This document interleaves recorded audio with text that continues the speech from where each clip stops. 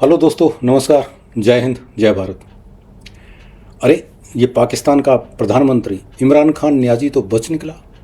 Yes, कई दिनों तक, महीनों तक ये अफवाहें उड़ती रहीं कि पाकिस्तान के प्रधानमंत्री को पाकिस्तान की अदियाला जेल में मार दिया गया है। इसलिए बहुत दिनों तक उसको किसी से मिलने जुलने नहीं दिया गया। उसकी बहनें हैं, उसके पार्टी के समर्थक लोग हैं, बहुत दिनों तक उसको किसी से मिलने नहीं दिया गया। हेलो दोस्तों, नमस्कार। मैं लाखन सिंह बोल रहा हूँ अपने यूट्यूब चैनल दर्पण बाई लाखन से। आपका बहुत बहुत स्वागत है मेरे यूट्यूब चैनल पर। जैसा कि आपने इंट्रो में सुना है कि पाकिस्तान के प्रधानमंत्री के ऊपर कई दिनों से और महीनों से समाचार चल रहे हैं कि पाकिस्तान के प्रधानमंत्री को मार दिया गया है। इसलिए बहुत दिनों तक उसे किसी से मिलने जुलने नहीं दिया गया। लेकिन अभी एक दो दिन पहले खबर आई है और उसकी बहनों से उसे मिलने दिया गया है और उन्होंने कन्फर्म किया है कि प्रधानमंत्री इमरान खान नियाज़ी जिंदा हैं। लेकिन उसके साथ उन्होंने ये भी कहा है कि उनको मानसिक प्रताड़ना दी जा रही है। अगर मैं कहूँ तो इससे पहले भी उस प्रधानमंत्री को मानसिक प्रताड़ना के साथ शारीरिक प्रताड़ना भी दी गई है और अनैतिक प्रताड़ना भी दी गई है। अनैतिक से मेरा मतलब आप समझ गए होंगे। तो पाकिस्तान के प्रधानमंत्रियों के साथ ऐसा होता आया है। जब से ये पाकिस्तान नापाक ज़मीन पर पैदा हुआ है, तब से वहाँ पर पाकिस्तान का कोई भी प्रधानमंत्री अपने कार्यकाल को पूरा नहीं कर चुका है। कुछ प्रधानमंत्रियों ने इसी दौर में अपनी जान गंवाई है। किसी को अपदस्थ कर दिया गया, किसी को मिलिट्री रूलर द्वारा मार्शल लॉ लगाकर हटा दिया गया और इस तरह पाकिस्तान की राजनीतिक अस्थिरता चलती आ रही है।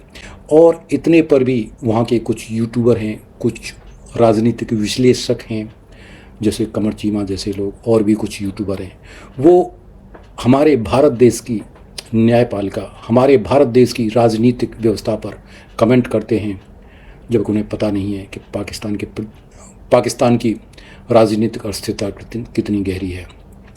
वहाँ किसी भी प्रधानमंत्री को थप्पड़ तक मार दिया गया है। जब प्रधानमंत्री इमरान खान को हटाया गया था तो उसको वहाँ के मिलिट्री के एक अधिकारी ने थप्पड़ मारकर घर से बाहर ले गया था वो उसे। और ये हाल रहा है पाकिस्तान के प्रधानमंत्रियों का।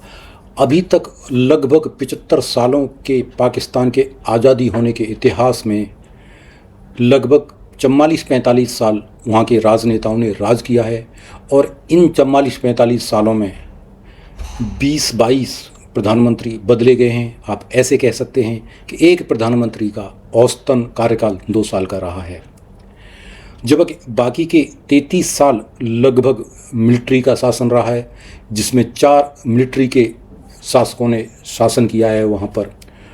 और इस तरह पाकिस्तान अभी तक अस्थिर होता चला जा रहा है। और यही वजह है कि पाकिस्तान की, और इसी बात को अगर मैं आंकड़ों में कहना चाहूँ तो 33 साल में केवल 4 वहाँ के मिलिट्री रूलरों ने राज किया है। सबसे पहले अयूब खान ने लगभग 11 साल राज किया, 1958 से लेकर 1969 तक। दूसरे नंबर पर याहिया खान थे, जिन्होंने 1969 से 1971 तक राज किया।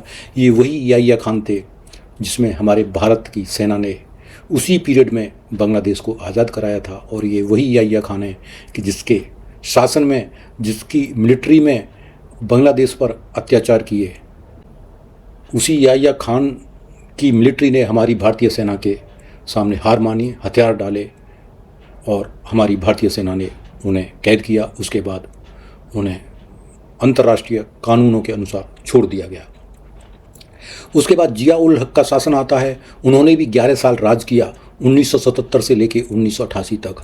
उसके बाद परवेज़ मुशर्रफ ने 1999 से लेकर 2008 तक शासन किया, लगभग 9 साल।